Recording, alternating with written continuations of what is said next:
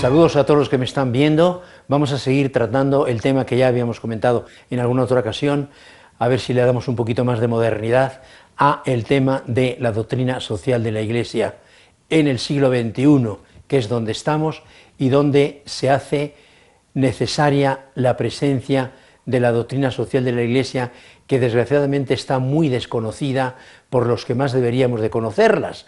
Me refiero a sacerdotes, a profesores y, por supuesto, a todos y a cada uno de nosotros, porque no podemos olvidar que esta doctrina social de la Iglesia es un llamamiento a que los laicos especialmente vayan programando su vida de manera que mejoren las relaciones sociales de la humanidad en las que estamos viviendo. Podríamos decir, de entre los muchos problemas que tenemos hoy, uno de ellos es el de lo que podríamos llamar los pordioseros de la abundancia. Es evidente que los países van elevando el nivel de vida, todos, unos más, otros menos, unos ya tienen un altísimo nivel de vida, pero siempre a unos que tienen mayor nivel de vida hay muchas personas que no tienen. Basta ver los suicidios, basta ver las tragedias, basta ver los pleitos, que no acaban de encontrar las normas claves para una actitud social que permita una convivencia verdaderamente humana. Y de eso precisamente trata la doctrina social de la Iglesia. Ya habíamos comentado en otra ocasión cómo la doctrina social de la Iglesia viene estupendamente bien en estos momentos en que estamos viviendo el crepúsculo de las ideologías, es decir, el liberalismo, el capitalismo, el marxismo. Pues todo esto está ya muerto, un poco algunos no se quieren dar cuenta. Claro, están muertos, pero muchas veces los efectos siguen realmente actualizados, y eso es precisamente el daño. Hay que conocer qué es lo que está pasando, porque una enfermedad, si no se conoce su causa, no la vamos a poder curar jamás. Hay muchas opiniones, como ya veremos y como hemos visto, pero la doctrina social de la Iglesia nos ofrece principios de reflexión, como el principio de solidaridad y de subsidiariedad, que son fundamentales para la recta ordenación de la vida social. Criterios de juicio que permiten criticar, entre comillas, criticar o por lo menos conocer las problemáticas que nuestro tiempo tiene y poder denunciar las condiciones de vida que atentan a la dignidad humana y que muchas veces coartan la libertad de las personas. Esa es la realidad. Y por último, y esto es lo más importante, bueno, no es lo más importante, pero es muy importante, las directrices para la acción. Porque no se trata de tener teóricamente unos principios o tener unos criterios, juicios de reflexión sobre lo que está sucediendo. Luego hace falta intervenir en la sociedad para todo eso llevarlo a la práctica y poder ir mejorando las condiciones sociales de las que vivimos. Vamos a seguir con el tema de la doctrina social de la Iglesia y vuelvo a recordar, porque es muy importante, que la doctrina social de la Iglesia no es una ideología, no es una filosofía, no es un sistema económico, es esencialmente teología moral, parte de la teología moral, y como toda la doctrina cristiana, su fuerza nace de su verdad y de su puesta en práctica por los fieles, para los que constituye, como acabo de comentar, una responsabilidad de la que tendremos que dar cuenta a Dios, todos y cada uno de nosotros. ¿Qué hemos hecho realmente para ayudar a los que están junto a nosotros? ¿Qué hacemos? Porque a veces criticamos, nos quejamos de las problemáticas, qué mal anda el mundo, qué barbaridad, qué cosas están sucediendo, cómo crecen los secuestros, todo este tipo, pero luego no hacemos nada que realmente tienda a resolver esto, que no se va a resolver aumentando el número de policías o aumentando el número de leyes. No me acuerdo quién era, se me viene ahora a la cabeza, aquel jurista que decía: dime el número de leyes que hay en tu país y te diré el grado de inmoralidad que hay en ese país. Cuanto más leyes hay, menos moralidad. Por eso se dan tantas leyes, porque hay que estar diciendo continuamente lo que tienes que hacer, lo que tienes que hacer, lo que tienes que hacer, cuando tenemos los 10 mandamientos y tenemos unas claves fundamentales para comportarnos en la vida social. Pero esa es la realidad, ¿no? Entonces, es un verdadero reto para nosotros el construir una sociedad conforme a los principios cristianos, sin caer en la utopía de pensar que vamos a actuar y a conseguir un paraíso terrenal, en lo que, como sabemos, es un terrenal sin paraíso, como me gusta mucho decir a mí. Aquí nunca vamos a estar en el paraíso terrenal. Hemos sido expulsados hace ya muchos siglos, pero lo que sí podemos hacer, no desesperarnos, no caer en una filosofía pesimista, en un nihilismo, yo qué puedo hacer, yo no puedo hacer absolutamente nada, nosotros los cristianos estamos un poquito sin fuerzas, estamos un poquito encadenados, estamos un poco coartados, y entonces nos lanzamos por la fácil postura del que dice yo no hago nada porque no tengo nada que hacer, o yo no hago nada porque no puedo hacer nada de lo que tendría que hacer. Eso es completamente falso. Todos nosotros somos, el Papa lo acaba de comentar en Brasil, todos los muchachos, todos los cristianos y no cristianos, todos somos protagonistas de la sociedad, protagonistas de la vida, protagonistas de la justicia, del derecho. Y eso hay que tenerlo siempre en cuenta. No vale decir yo no sirvo para nada, yo no tengo conocimiento, pues tenlos. Yo no puedo hacer nada, claro que puedes hacer, no seas un flojo. Todos podemos y debemos actuar, sin caer, como digo, en la utopía de pensar que vamos a conseguir algo así como una especie de estado floreciente, sociedad que tenga satisfechas todas las necesidades. Sabemos que no va por ahí, ¿no? Pero sí, lo que podemos hacer es una sociedad cada vez más humana, cada vez menos terrenal y cada día más paraíso. Eso sí podemos hacerlo, y es a lo que vamos. Entonces, para eso, tenemos que demostrar algo de lo que conviene que estemos convencidos todos y cada uno de nosotros, lo que podríamos llamar la fuerza humanizadora que tiene la revelación, la fuerza reveladora que tiene el Evangelio, la fuerza formidable que tienen los principios que leemos en el Evangelio. Eso es algo que ayuda de una manera, porque si estamos convencidos de que tenemos unos medios formidables, fabulosos, experimentados, que dan un resultado evidente, porque lo vemos y porque ahí está, entonces es importante que nos sepamos oponer a todas esas opiniones que reducen o quieren reducir la religión y la ética al ámbito de las conciencias y de las sacristías. Hay personas que, por lo que usted quiera, quieren, el Evangelio nos dice, al César lo que es del César y a Dios lo que es de Dios. A Dios lo que es de Dios y al César lo que es del César. Pero hay muchos, los ha habido y probablemente lo seguirá habiendo, porque el pecado original es muy efectivo, que quieren manipular absolutamente todo. Quieren aniquilar o por lo menos reducir a las sacristías el mensaje social de la Iglesia. Y no lo vamos a dejar, no nos vamos a callar, vamos a luchar, porque la experiencia nos enseña que es urgente, cuando en un país vemos que las cosas van mal, siempre encontramos las mismas características: dictaduras, falta de democracia, falta de libertad, corrupción. Urge, lo vuelvo a repetir, urge mostrar la fuerza humanizadora del Evangelio, rechazando todas las opiniones que tratan de reducir la religión al ámbito de las conciencias, al ámbito de las sacristías, al ámbito de la vida privada. No, no y no. La religión es una dimensión esencial de la persona humana y que por lo tanto tiene que manifestarse en la sociedad. No solamente en la casa, no solamente en el templo, sino en el club, en el sindicato, donde sea. Esto es una cosa muy importante.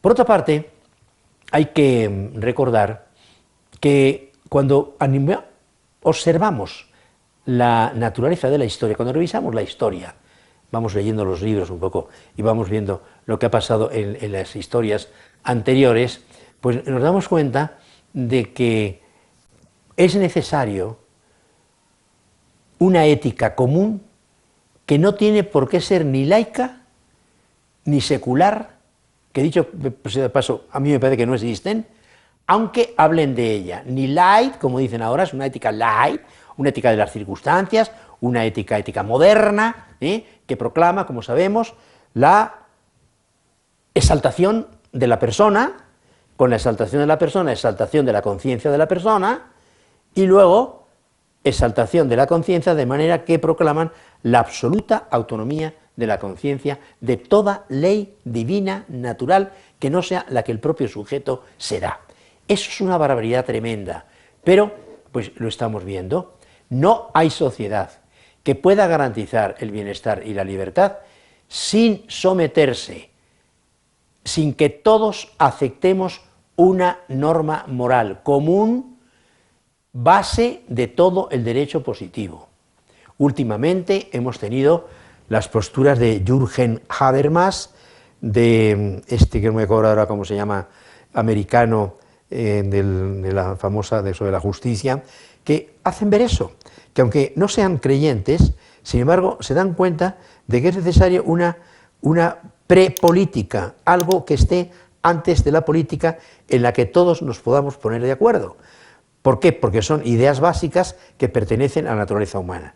Claro, hay algunos que empiezan por mandar a volar la naturaleza humana, pero si mandas a volar la naturaleza humana, entonces pues no puedes ni hablar, porque hablas porque tienes una naturaleza racional, si no, no podrías ni hablar. Pero hay locos que, por supuesto, dicen esto. Recuerdo uno de los locos, de los estructuralistas modernos, muerto además, como lo sabemos, de SIDA, que anduvo haciendo locuras proclamando el SIDA en Estados Unidos, el francés o medio francés Foucault, que decía, destrozando todo la máxima racional, donde soy, no pienso, y donde pienso, no soy. Es decir, es la frase más brutal que yo he visto en que se divorcia radicalmente el pensamiento, la razón de la verdad, la razón de la vida. Claro, estas posturas verdaderamente trágicas, dramáticas, han hecho mucho daño,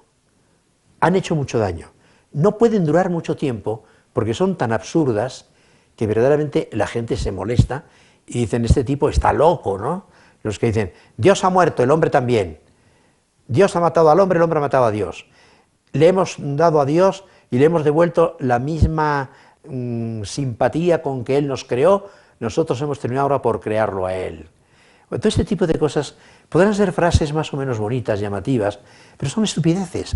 Realmente esto hay que tenerlo en cuenta para saber dónde nos estamos moviendo, a qué nivel nos estamos moviendo. Por lo tanto, no hay sociedad que garantice el bienestar y la libertad sin la sujeción a un ordenamiento básico, a una norma moral común a toda la vida social y, por supuesto, como base de todo el derecho positivo.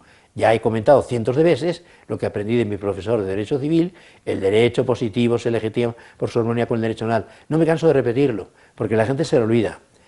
No lo olvidemos, el derecho positivo se legitima por su armonía con el derecho natural. Por eso Santo Tomás dice que cuando realmente una ley que debe procurar el bien común, el bien de las personas que forman parte de esa sociedad, no lo hace, esa ley no es ley. Es una dictadura, es una disposición que no hay por qué observarla y hay que combatirla. Lo dice también Santo Tomás. Bueno, pues todo esto, quiero recordar que no hay sociedad, lo vuelvo a repetir, no hay sociedad que vaya a garantizar el bienestar, el progreso, la libertad, sin el sometimiento, más que sometimiento, sin que se fundamente en una ley que llamamos natural, porque es propia de la naturaleza humana, la ley moral natural. La Iglesia no tiene un modelo de sociedad, pero invita a una revisión continua, constante, de todas ellas.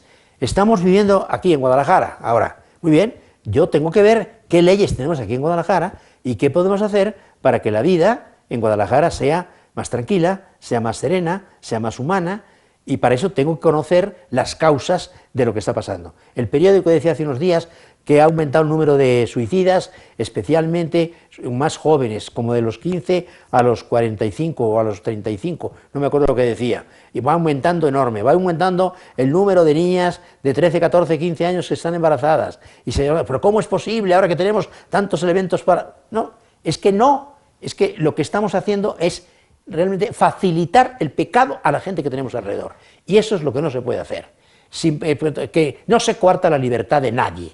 La libertad, ya hablaremos en un momento de ella, es un tema muy interesante.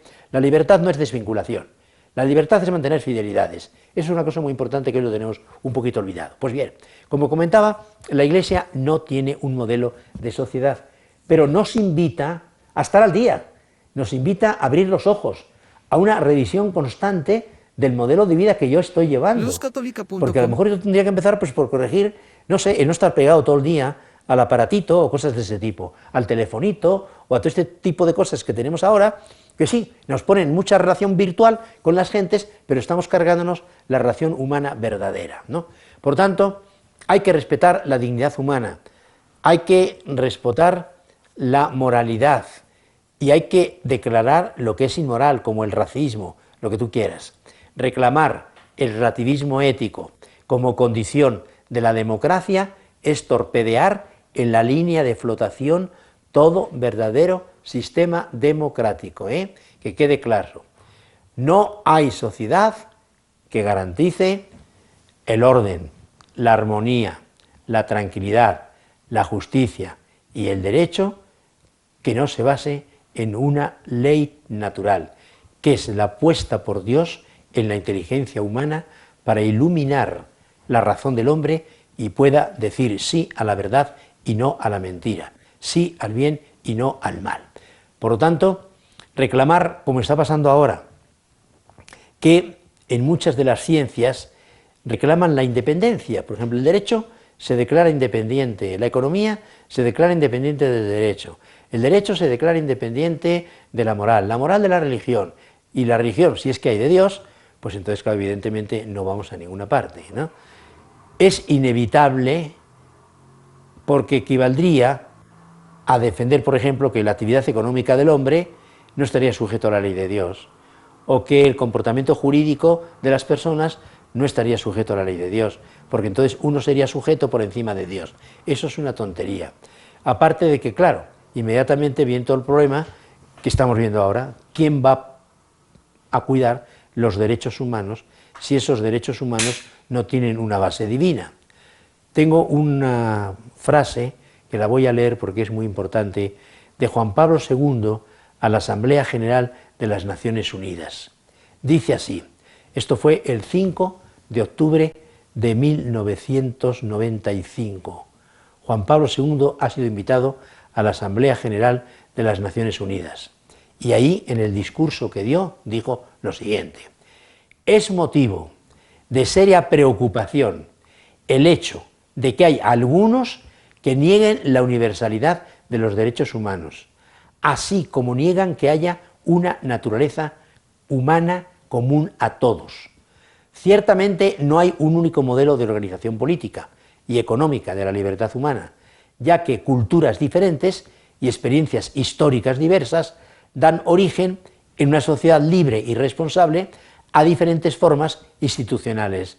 Pero una cosa es afirmar el legítimo pluralismo, que estamos todos de acuerdo, el legítimo pluralismo, y que además con las mismas leyes se pueden organizar de muy diferentemente las cosas, pero lo básico, el respeto a los derechos humanos, eso tiene que estar en la base de toda organización que se llame democrático. Si no, acabamos inmediatamente en procesos dictatoriales. Acabamos convirtiendo el derecho, pues como decía Marx, simplemente en instrumento decorativo del poder. Eso lo dijo Marx y lo decía con mucha razón, porque era lo que pasaba en su tiempo. El derecho protegía a las clases sociales, bien protegidas ya, y entonces era una forma de hablar del derecho, pero un derecho que no estaba en función del bien común, sino en función de algunos bienes particulares, y eso naturalmente ya no es derecho. Pues esto conviene un poquito tenerlo en cuenta. Dice el Papa, diferentes experiencias históricas diversas dan origen en una sociedad libre y responsable a diferentes formas institucionales. Pero una cosa es afirmar el legítimo pluralismo de formas de libertad y otra cosa es negar el carácter universal e inteligible de la naturaleza humana o de la experiencia humana. Esta segunda perspectiva hace muy difícil e incluso imposible una política internacional de persuasión. ¿En base a qué?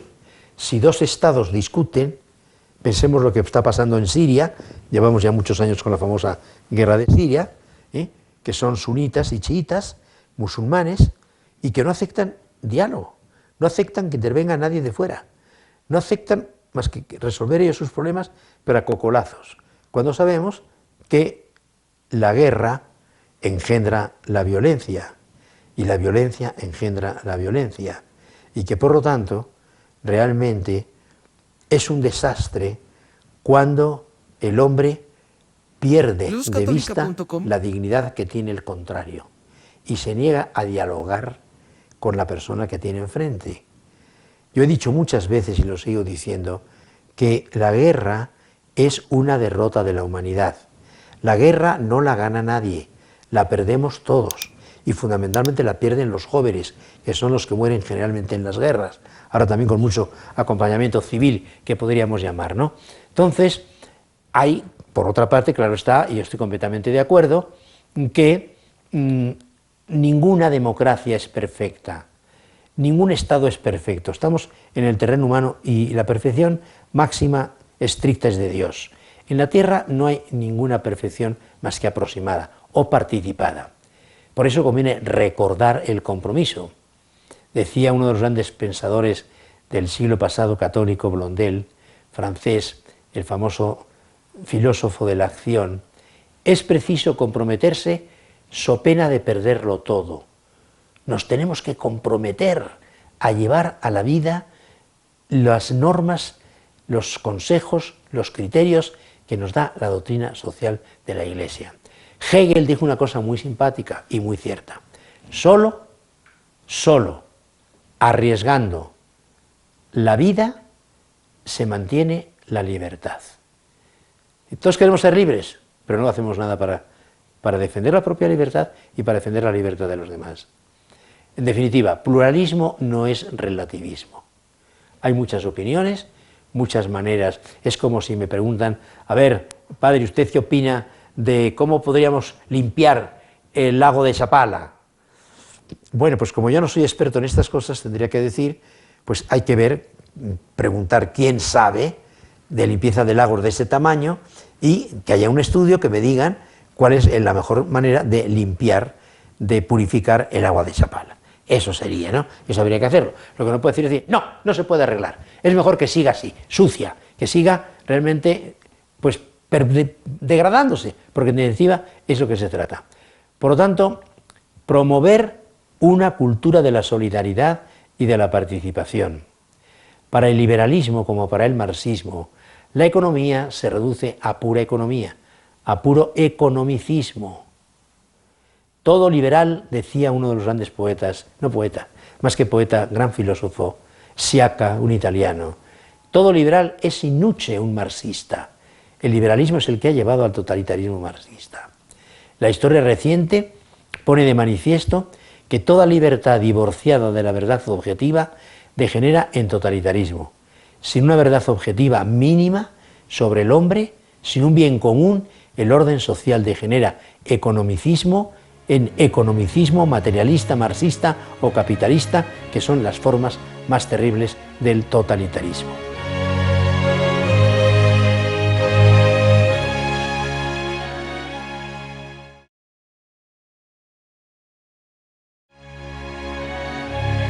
Somos nosotros, y cuando digo nosotros, me refiero a todos los ciudadanos de un país, católicos o no católicos, que tenemos que entender estas cosas, porque son inteligibles, no son verdades obtusas, incomprensibles, en las que no se puede penetrar, sino que son verdades tan en la calle, verdades tan vistas en la práctica, tan experimentadas, que es absurdo que haya quien lo niegue. Claro, hay que darnos cuenta que el hombre no tiene solamente inteligencia, no tiene solamente voluntad, tiene pasión.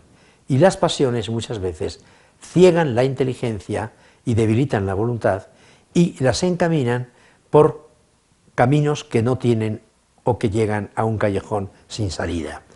Por eso la tarea del cristiano y en principio la tarea del intelectual católico es una tarea de primera división, porque si los intelectuales son los cerebros de la universidad, o de la universidad, más que de la humanidad, también de la universidad, pero realmente son los que tienen que orientar a los que no tienen esas condiciones para hacerles ver la belleza de la doctrina de la Iglesia, para hacerles ver la belleza de los mandamientos, la belleza de los criterios de juicio, de los principios de reflexión, de las normas de acción. El intelectual no es solo el filósofo, no es solo el letrado, sino el que influye en los demás. ¿Por qué? Porque hace pensar, porque da que pensar. Eso es una cosa como muy importante que me parece que a veces no lo tenemos en cuenta. Tenemos que hacer pensar a los demás y pensar nosotros mismos con los demás, para hacerles ver que hay solución a los problemas que muchas veces nuestra ignorancia o nuestro desprecio de la verdad han provocado en la gente que tenemos alrededor. Por eso no podemos caer en la traición de ciertos intelectuales. Como decía un santo, San Juan Crisóstomo, no basta ser confesor, además de profesor. Dar testimonio. No habría un solo pagano si nosotros fuéramos verdaderamente cristianos. Sobrarían las palabras al mostrar las obras, al mostrar nuestras obras. Es eso. No olvidar la advertencia, que la tengo aquí ahora apuntada, me llamó mucho la atención, de Octavio Paz, nuestro premio Nobel, que dice en El ogro filantrópico, una obra en la que precisamente el ogro filantrópico es precisamente un poco el Estado totalitario, era un poco el PRI, en definitiva, pero en fin. No olvidar la advertencia de Octavio Paz.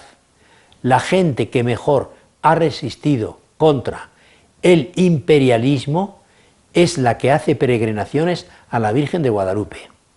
Aquí tenemos uno, pues no sé si era muy creyente, estuvo en la visita del Papa con los intelectuales, pero pues por lo menos era católico, de nacimiento, bautizado, etcétera, ya que tanto lo fuera al final no lo sé. Pero lo que está claro es eso, él se daba cuenta de que fuera de esos tentáculos del poder está la libertad sana de la gente sana, la libertad verdadera de la gente verdadera, de la gente que oirá cientos de llamadas falsas, por aquí, por acá, por allá, ven conmigo, te voy a dar. ¿Y saben que no? Saben que es una gran mentira. Y por eso es muy importante recordar la gran verdad. No olvidar estas advertencias. Y vamos a tocar ahora algunos problemas que hemos de procurar resolver de los que tenemos a nuestro alrededor. ¿Qué problemas tenemos que resolver? En primer lugar, los intelectuales. Es decir, si tenemos unos criterios de pensamiento, unas filosofías económicas, jurídicas y morales falsas, no podremos arreglar la sociedad en la que vivimos. En primer lugar, problemas intelectuales. Hoy se habla mucho de superar la modernidad. ¿Y qué es la modernidad? Bueno, pues yo creo que la modernidad es una forma de pensar, que es la que hay en nuestros días, que está muy bañada de tecnología, estamos confundiendo la tecnología con el pensamiento, y no nos damos cuenta de una cosa que es muy importante, es que hay una cadena que la podríamos pues empezar, por ejemplo, con el siglo XIV, con el famoso franciscano Guillermo de Ockham, que pues pone en primer lugar el amor como buen franciscano, pero luego niega todo lo que no es singular, todo lo que no es individual, y llega a conclusiones muy tristes. No se puede demostrar la existencia de Dios, no se puede demostrar la inmortalidad del alma, y esto está en la base del humanismo del siglo XV, donde se proclama la absoluta autonomía. Bueno, aquí hay que tener un poquito de cuidado, porque los primeros humanistas, como lo sabemos, son cristianos. Juan Luis Vives, el Tomás Moro, pues son uno santo y el otro casi santo. Y está también el holandés, que pues también era muy cristiano, no quiso ser sacerdote porque pues le parecía que no tenía condiciones suficientes para ello, a pesar de que le ofrecieron muchísimas veces el ser sacerdote. Bueno, pues estos tres humanistas grandes son personas que fomentan un humanismo cristiano, pero que desgraciadamente se fue deformando y se fue creando o apreciando un prototipo de hombre que ya no era el cristiano, ya no era el hombre que vivía para Dios, el hombre que vivía de Dios, el hombre que vivía en comunión con Dios, el hombre que vivía en iglesia, en comunión eclesial, no, sino que se va despertando, sobre todo con el racionalismo de Descartes, la razón por encima de todo, ¿no? Si el hombre es lo primordial, ya no es Dios. Si en la prioridad está el hombre y lo prioritario en el hombre es la inteligencia, estamos ya en el racionalismo de Descartes o en el voluntarismo de este otro escritor francés, Juan Jacobo Rousseau, que decía precisamente en contra de el hombre que piensa es un animal depravado. Claro, exagerando el valor de la razón, exagerando el valor de la voluntad, exagerando la conciencia del hombre, acabamos en la Ilustración francesa, en el siglo XVIII, donde sí, la idea de ilustrar a todas las gentes era muy bonita, pero hay que saber cómo vamos a ilustrar al hombre, y estos no tenían la idea muy clara, ¿no? Y aparece una serie de sistemas, el empirismo, que niega precisamente pues un poquito la sustancia, uno se queda en el fenómeno, en la empiria, el idealismo al revés, pone como fuente de todo el pensamiento, el romanticismo, se reacciona contra esto los poetas alemanes hablando de la vida, esto va a dar origen al existencialismo y al vitalismo del siglo ya XX, el positivismo del derecho, cuando se refleja que lo importante es la ley, pero no una ley que nace de Dios, que viene de Dios y que está amparada por Dios, sino una ley que la define el Congreso por mayoría de votos. Claro, esto es una tragedia que la vemos continuamente en nuestros días. De ahí el cuidado que hay que tener, Recordemos, se me viene a la cabeza aquello que decía Unamuno, el escritor español, en la vida de Don Quijote y Sancho, que decía: cuídate de la afección de cómo apareces a los demás, cuídate solo de cómo apareces ante Dios, cuídate de la idea que de ti tenga Dios. Si todos realmente, en vez de aparentar y en vez de actuar un poquito como actores griegos, cara a la muchedumbre, para que nos alaben y nos aplaudan, realmente tuviéramos el interés en hacer las cosas como Dios quiere, el asunto sería muchísimo mejor. Pues la doctrina social de la Iglesia precisamente va poniendo en su sitio todos estos positivismos, historicismos, vitalismos, existencialismos, estructuralismos, y va diciendo la razón, el ejercicio de la inteligencia es vital, la voluntad, la fortaleza de la voluntad es vital, la libertad, una libertad que nace de la inteligencia de la voluntad, una libertad que no está emancipada, una libertad que no es independiente, una libertad que no es absoluta. Es decir, se trata de que en este mundo salvemos la racionalidad sin caer en el racionalismo extremo. El racionalismo extremo ha llevado a la aniquilación de la cultura europea, o de la cultura occidental, como quieras llamarlo. Esa es la realidad, ¿no? Por tanto, hay que superar la posmodernidad. La negación de la razón y la aniquilación del hombre no llevan a ninguna parte. El hundimiento del yo en las estructuras no lleva a ninguna parte. Donde estoy no pienso y donde pienso no estoy, que decía Foucault, pues es esto es una barbaridad. Por lo tanto, tenemos una tarea estupenda: salvar al hombre del nihilismo y de la superficialidad, salvar al hombre de la frivolidad, salvar al hombre de la filosofía de la nada. Eso es lo que tenemos que hacer. Y claro, para eso, una cosa muy concreta, que la tenemos en la, por supuesto, doctrina social de la Iglesia, es: hemos de ser campeones de la defensa de los derechos humanos, de leer los 30 derechos humanos, conocer los 30 derechos humanos, ver cuáles son los que se están violando en la sociedad en la que vivimos, para alarmar, para hacerlo notar a las gentes en nuestras palabras, en nuestras conversaciones, hacerles ver: oye, hay que tener cuidado, porque los derechos humanos dicen esto y aquí están haciendo lo contrario. Los derechos humanos dicen esto y este piensa lo contrario. Entonces, tenemos que ayudar a que la gente conozca, porque no se puede amar si no se conoce. Hay que amar la doctrina social de la Iglesia, pero por eso hay que conocerla. Entonces, derechos de los humanos, ¿qué son? Los derechos del niño, que ya sabemos cómo están hoy pisoteados.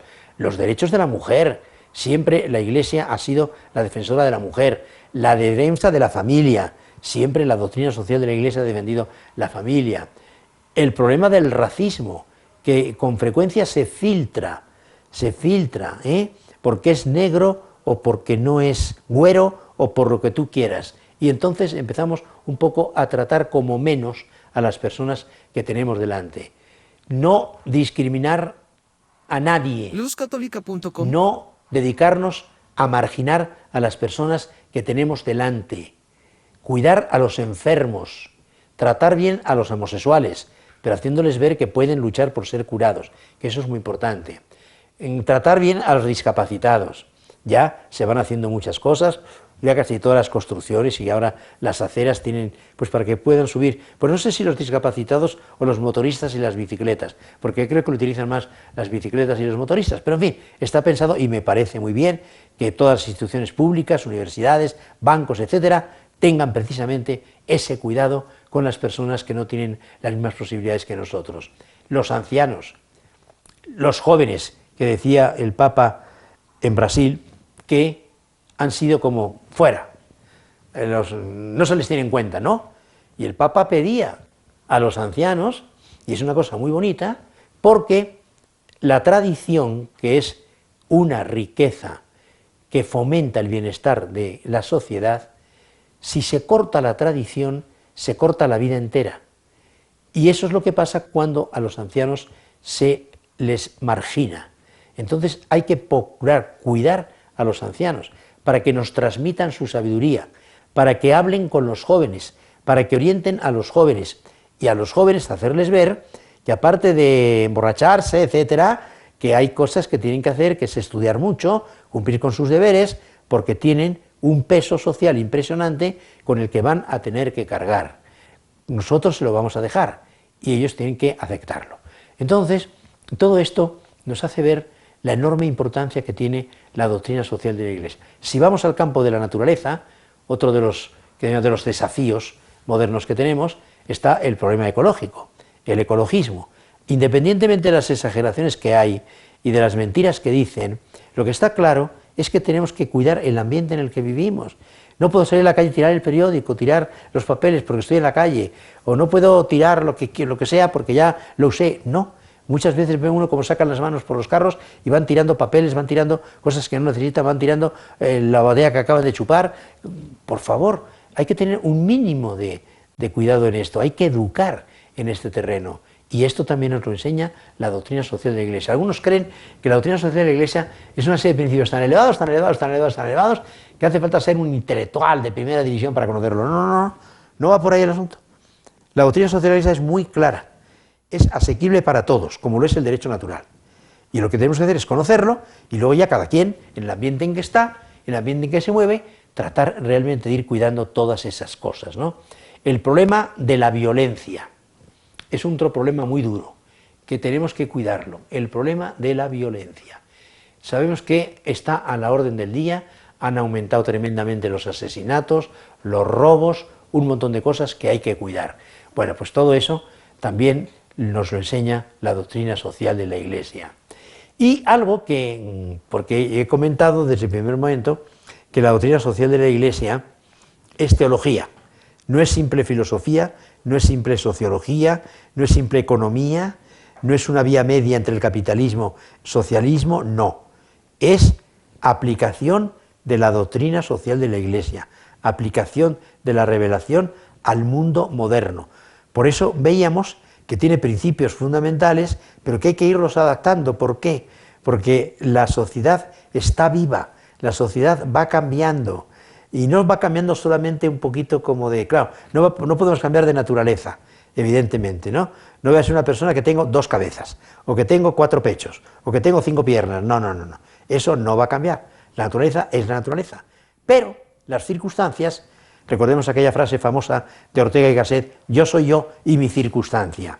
Bueno, pues es verdad, no hay que caer porque hay también en nuestros días la famosa moral de la circunstancia, la ética de la situación, que intenta realmente justificar las acciones morales, no con el objeto moral, que es la primera fuente de la moralidad, no con la intención, la finalidad, que es la segunda fuente de la moralidad, sino con la circunstancia o situación. No, en mi situación me sobra todo lo demás. En mis circunstancias lo que tengo que hacer es esto. Todo eso es una terrible equivocación. Entonces, hay que volver a recuperar un tema que está muy olvidado, que es precisamente el tema del pecado, la idea de la pecaminosidad, recuperación del sentido del pecado. Varios papas, entre ellos el Papa Pío XII, ya dijeron que el pecado más grave del siglo XX era que habíamos olvidado el concepto de pecado, ¿no? Recuperación del sentido del pecado. La humanidad se encuentra amenazada por las culpas cometidas por ella misma. El pecado, dice un psiquiatra americano, es el agente patógeno más nocivo que existe y el que tiene mayor radio de acción. De ahí la enorme importancia que tiene el que esto lo vayamos cuidando, ¿no? La modernidad se caracteriza por negar el pecado. Hace unos días moría un famoso locutor y por lo visto pasaron, yo no lo vi, pero me lo dijeron, que una persona que llevaba puesta el radio en el carro había oído cómo este señor, que no lo voy a nombrar, decía: ¿el pecado? ¿El pecado? ¿Pero qué es el pecado? El pecado no existe. El pecado no existe. ¿Cómo que el pecado? El pecado no existe. Cosas de ese tipo así, ¿no? Y uno dice: bueno, Dios mío, ¿qué mamá habrá tenido este señor? ¿O qué habrá estudiado este señor? ¿O qué habrá pensado este señor para decir tarugadas de ese tipo? Se le podría decir lo que he comentado muchas veces, que precisamente hablando del pecado original, decía nada menos que Chesterton a un amigo que también, hablando con él, le dijo que él no creía en el pecado original. Como ya he comentado muchas veces, decía Chesterton, le dijo: pues asómate a la ventana y lo verás, asómate a la ventana y la verás. La modernidad niega el pecado. Nosotros hemos de ser realistas y actualizar. La conversión empieza por uno mismo. El cristiano es un ser que se convierte, el cristiano es un ser que se acusa. Hay películas que lo recuerdan. Por eso hoy nuestros enemigos quizá ya no sea tanto el comunismo o el estructuralismo, sino el pensamiento débil, el odio a la excelencia y la incomprensión de la santidad. Estos son puntos muy importantes que también nos maneja la doctrina social de la Iglesia y que vale la pena, por lo tanto, que lo tengamos muy en cuenta.